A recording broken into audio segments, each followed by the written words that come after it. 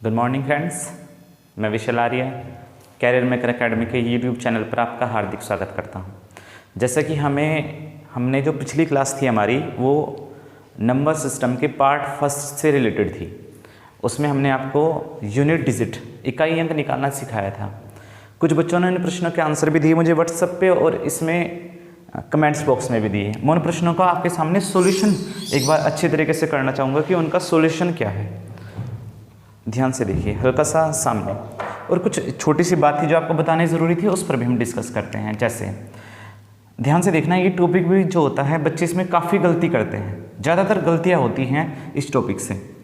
जैसे मैंने आपके सामने लिखा कि 2 ये हो गया 22 और 22 की पावर 4844 है, 4844।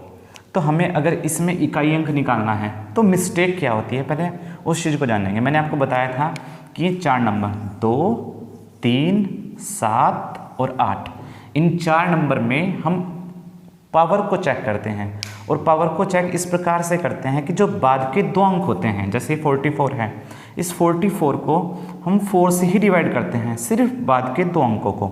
और जैसे मैं 44 को 4 से डिवाइड करता हूँ तो 4 का पहाड़ा 44 पर 11 बार चलता है, 11 चौक 44। और इस केस में जो हमारे पास रिमाइंडर बचता है वो 0 बचता है। और याद रखेंगे आप सब कि अगर यहाँ पर रिमाइंडर 0 हो जाए तो हमें जो ये जिसकी हमें यूनिट डिजिट निकालनी है इस वाले में, तो ज़्यादातर बच्चे क्या करते हैं, जो ये रिमाइंडर होता है 0, इसे ही इसकी पावर में लिख देते हैं, 2 की पावर 0। और ज़्यादातर बच्चों को इस बारे में नॉलेज ही नहीं होती कि वे 2 की पावर 0 की वैल्यू 1 कर देते हैं। मैं आपको एक बात बताना चाहूँगा कि वास्तव में रियल 2 की पावर 0 की वैल्यू 1 ही होती है। बट कभी भी अगर आप 2 की मल्टीप्लाई कहीं कितनी ही बार करेंगे तो कभी भी उसकी यूनिट डिजिट कभी भी ओड नहीं आ सकती, मतलब 1, 3, 5, 7 एक्सेट्रा नहीं आ सकती, आएगी इवन ही 2 की मल्टीप्लाई में।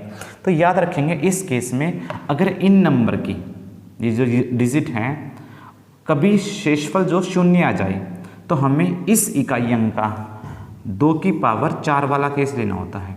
2 की पावर 4 का मतलब होता है कि 2 गुना 2 गुना 2 गुना 2, मतलब 2 दूनी 4 दूनी 8 दूनी 16, यानी कि इसका यूनिट डिजिट जो होगा वो 6 होगा, ना कि 1। ज़्यादातर बच्चे इसमें ही गलती कर देते हैं, ये बात मैंने आपको बताई। और जो मेरे पहले 2 क्वेश्चन थे वो इसी चीज़ से रिलेटेड थे कि इसकी जो यूनिट डिजिट होगी वो 6 होगी, ना कि 1। मैं इसे रफ कर देता हूँ। दूसरा क्वेश्चन जो मैंने आपसे पूछा था कि फैक्टोरियल 1, फैक्टोरियल 2, फैक्टोरियल 3, फैक्टोरियल 4 और dot dot dot dot factorial 99 या कुछ भी हो। याद रखेंगे फैक्टोरियल का जो मतलब होता है, ये फैक्टोरियल जो मतलब है इसका, इस फैक्टोरियल को जानते हैं, इसे 2 चिन्ह से प्रदर्शित करते हैं। एक तो फैक्टोरियल का चिन्ह होता है ये, एक फैक्टोरियल का चिन्ह होता है ये। मेनली बुक्स में ये दिखाया जाता है लेकिन लिखा इस तरह जाता है, कॉपी वगैरह में जो टीचर्स कराते हैं, लेकिन इसका जो लिखने का रिप्रेजेंटेशन का जो सही तरीका है वो ये है। इस फैक्टोरियल का मतलब होता है कि जो इस फैक्टोरियल के साथ में लिखा हुआ है, जैसे मैंने यहाँ पर 3 लिख दिया कि फैक्टोरियल 3 का मतलब होता है 1 गुना 2 गुना 3, मतलब उस नंबर तक 1 से स्टार्ट करके संख्याओं की गुना करना, इसको ही फैक्टोरियल बोलते हैं। फैक्टोरियल 4 का मतलब होगा 1 गुना 2 गुना 3 गुना 4। बात थोड़ी क्लियर हुई होगी। तो अगर हमें यहाँ से हम बात करें तो इस फैक्टोरियल का मतलब होता है 1, कि 1 तक 1 ही होता है। 2, 1 गुना 2 यानी कि 2। 3 यहाँ पर देखना होगा, 1 गुना 2 गुना 3 और इसकी मल्टीप्लाई करेंगे तो 6। फैक्टोरियल 4, 1 गुना 2 गुना 3 गुना 4 मतलब 24। इसके बाद आएगा फैक्टोरियल 5, उसके बाद आएगा फैक्टोरियल 6। लेकिन जैसे ही हम फैक्टोरियल 6 में देखेंगे या उसके बाद आने वाले किसी भी नंबर में देखेंगे तो आपको एक खास बात पता चलेगी कि उन सब का जो यूनिट डिजिट होगा आने वाली सभी नंबर का आगे तक 99 तक, उनका सब यूनिट डिजिट 0 रहेगा। और यूनिट डिजिट 0 रहने की वजह से उस यूनिट डिजिट को 0 से जोड़ने से कोई फ़ायदा नहीं होता, इसलिए सिर्फ हम इस 4 को, इस 6 को, इस 2 को, इस 1 को जोड़ लेते हैं। 4 और 6 10, 10 और 2 12 और 1 13, तो 13 का 3 ही हमारा इस क्वेश्चन का जो वो हो जाएगा आंसर। ये था हमारा एक क्वेश्चन। नेक्स्ट क्वेश्चन पर चलते हैं। इसे आप स्क्रीनशॉट ले सकते हैं या आराम से वीडियो को देखकर उतार सकते हैं। इंपॉर्टेंट क्वेश्चनों में आते हैं ये प्रश्न। दूसरी तरफ देखते हैं आगे। जैसे मैंने आपके सामने लिखा है, मैंने आपके क्वेश्चन दे रखा था 79 79 79। हमने इसमें आपसे पूछा था कि इसमें इकाई अंक क्या होगा। तो ऐसे प्रश्नों में इकाई अंक बताने के लिए हमें यहाँ पर देखा हमने 99, तो 79 यहाँ पर हमने 9 देखा। तो 9 वाले केस में मैंने आपको बताया था या तो पावर देखते हैं सम या देखते हैं विषम, या तो सम होनी चाहिए या विषम होने चाहिए, लेकिन ये पावर बताएगी ये देखो 9 की पावर अगर पहले ही विषम है, ये 9 की पावर पहले ही विषम है, तो ये वाली जो पावर है ये विषम देगी, और अगर ये विषम देगी तो 9 की पावर जो विषम होती है वो आंसर हमें 9 देती है। इस नंबर की जो यूनिट डिजिट होगी वो 9 होगी। इस बात को याद रखेंगे। आगे की तरफ चलते हैं। हमारा जो नेक्स्ट टॉपिक है वो है मतलब पार्ट सेकंड। इस चैप्टर का जो हमारा पार्ट है ये पार्ट सेकंड है, पार्ट सेकंड। और पार्ट सेकंड में हम आपके सामने गुणनखंडों की संख्या टॉपिक होता है, उस गुणनखंडों की संख्या के टॉपिक को सोल्व करने जा रहे हैं। इसमें मैं आपको बताता हूँ तो प्रश्न किस प्रकार के पूछे जाते हैं। जैसे मैंने आपके सामने लिखा, एक संख्या लिखी मैंने 60, ठीक है, एक नंबर है, एक संख्या है 60। हमसे पूछा जाता है क्या क्या पूछा जाएगा वो देखते हैं। मैं यहाँ पर लिख देता हूँ साइड में कि हमसे यहाँ पर क्या क्या पूछा जाता है। नंबर 1 ये पूछा जाता है कि कुल गुणनखंडों की संख्या, कुल गुणनखंड मतलब 60 के कुल गुणनखंडों की संख्या ज्ञात करें। नंबर 2 ये हमसे पूछा जाता है 60 के कुल सम गुणनखंडों की संख्या, सम गुणनखंडों की संख्या मतलब इनकी संख्या पूछी जाती है हमसे। नंबर 3 हमसे पूछा जाता है कुल विषम गुणनखंडों की संख्या, विषम गुणनखंडों की संख्या। नंबर हमसे 4 पूछा जाता है अभाज्य गुणनखंडों की संख्या, अभाज्य गुणनखंडों की संख्या। और अगर अभाज्य गुणनखंडों की संख्या बतानी है तो ध्यान से देखिए कैसे बताएंगे हम। नजरे सामने गुणनखंड क्या होता है, पहले हम ये देखते हैं गुणनखंड। गुणनखंड को इंग्लिश में फैक्टर बोलते हैं। ये हमसे यहाँ पर एक तरीके से बोल सकते हैं कि हमें यहाँ पर नंबर ऑफ फैक्टर बताने होते हैं। गुणनखंड क्या होते हैं, किसी भी संख्या के जो गुणनखंड होते हैं, गुणनखंड उससे बोलते हैं जो उस संख्या को पूरी तरीके से विभाजित कर देते हैं।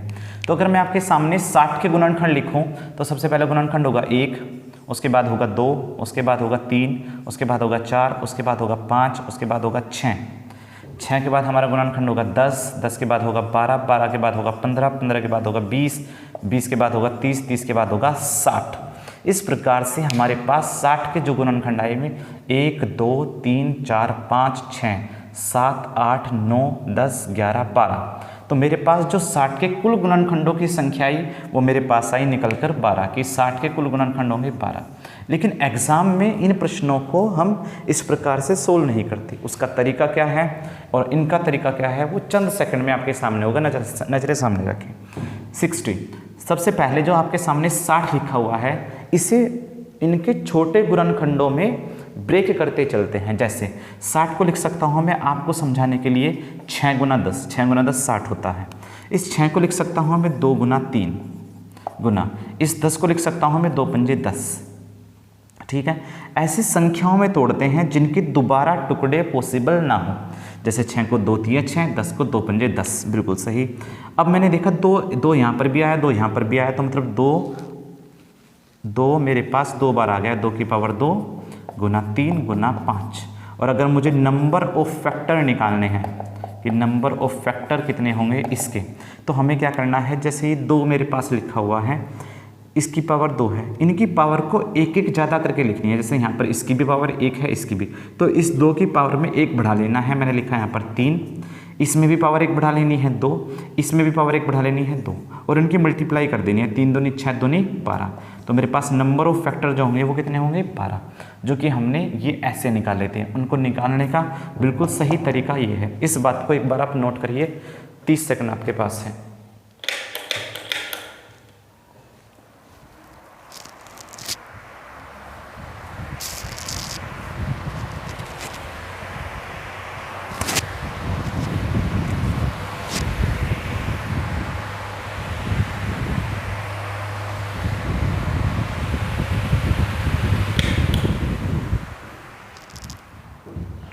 आपने इन्हें नोट किया होगा। अब आगे देखते हैं। अगर हमें निकालनी होती है सम गुणनखंडों की संख्या, याद रखेंगे सम का मतलब वो जो सम गुणनखंड हो, जैसे सम मतलब जैसे 2, 4, 6, 10, 12, 20, 30, 60, ये सम गुणनखंड है कि सम गुणनखंडों की संख्या कितनी है। तो याद रखिए सम गुणनखंड में ऐसे निकाल लेंगे, सम गुणनखंड, बिल्कुल आसान, बस आपको ध्यान से सीखना है। सम गुणनखंड निकालने के लिए मुझे जो 2 की पावर है, सिर्फ 2 की जो पावर है उसे एज इट इज रखेंगे, बाकी सब की पावर बढ़ाएंगे। जैसे 3 की है इसकी भी पावर को बढ़ाएंगे, जैसे 5 की है इसकी भी पावर को बढ़ाएंगे। तो 2 दूनी 4 दूनी 8। इसका मतलब जो मेरे पास सम गुणनखंडों की संख्या आई वो कितनी आ गई, 8, कि मेरे पास सम गुणनखंड जो हैं वो मेरे पास कितने हैं, 8 हैं। चाहे आप चेक भी कर सकते हैं, 1, 2, 3, 4, 5, 6, 7, 8, तो 8 है विषम।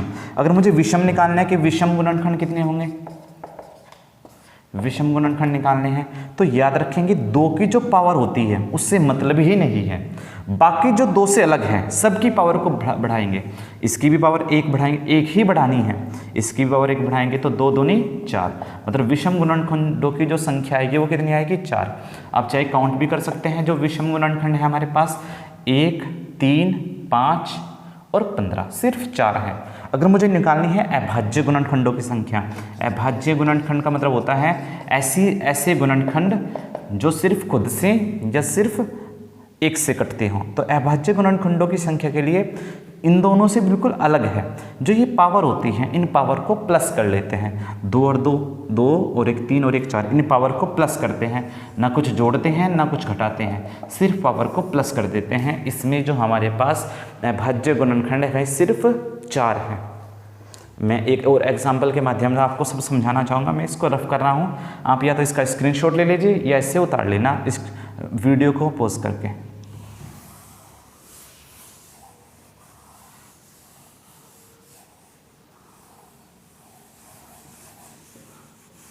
जैसे मैं आपके सामने एक नंबर लेना चाहूँगा बड़ा सा, उसके द्वारा इसको और अच्छी तरीके से हम डिफाइन करेंगे। जैसे मैंने आपके सामने लिया एक नंबर लिया मैंने 3600, थोड़ा बड़ा नंबर, जिससे आप लोगों के जो डाउट हैं वो क्लियर हो जाए।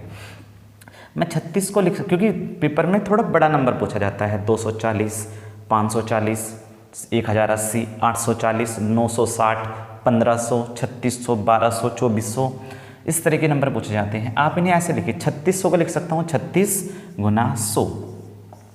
और अगर ये 36 गुना 100 है तो इस 36 को लिख सकते हैं हम 4 निम 36, इसे लिख सकते हैं हम 25 चौका 100।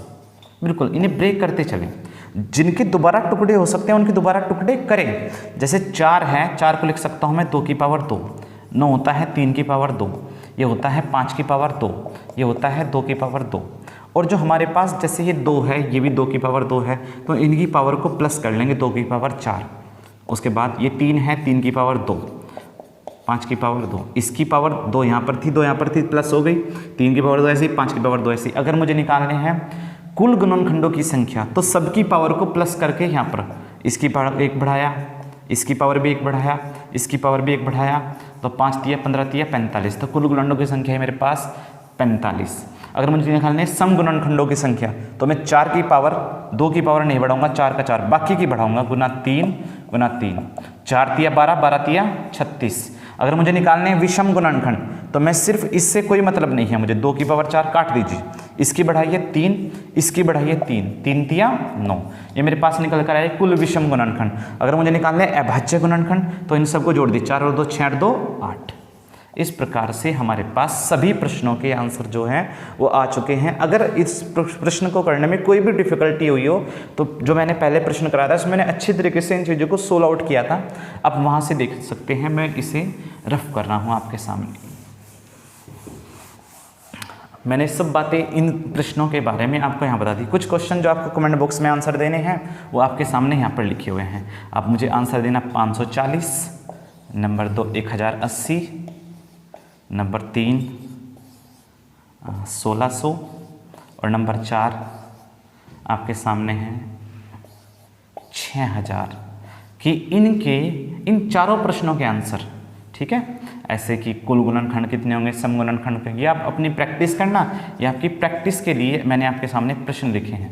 अभी इसका एक और पोर्शन होता है, हमसे इसमें योग पूछा जाता है, योग, वो हम अपनी क्लास अगले जो पार्ट होगा हमारा पार्ट 3 इस वीडियो का, हम उसमें इसको डिस्कस करेंगे, ठीक है। आप आशा है आपकी ये बातें समझ में आएगी होंगी और बहुत अच्छी तरीके से इन चीज़ों का आप करेंगे। और जैसे ही इस चैप्टर को हम अपनी तरफ से कंप्लीट करा लेंगे, मतलब जो नंबर सिस्टम का जो चैप्टर है वो पूरी तरीके से आपके सामने कंप्लीट हो जाएगा, उसके बाद मैं अपनी तरफ से आपके सामने जो हमारी राकेश यादव सर की जो बुक है उसके जो जितने भी प्रश्न आपसे पूछे जाते हैं अच्छे लेवल के, वो मैं टॉपिक वाइज कराऊंगा, जो आपके आने वाले फर्दर एग्जाम में आपको बहुत बेनिफिट होगा। Thank you so much, take care.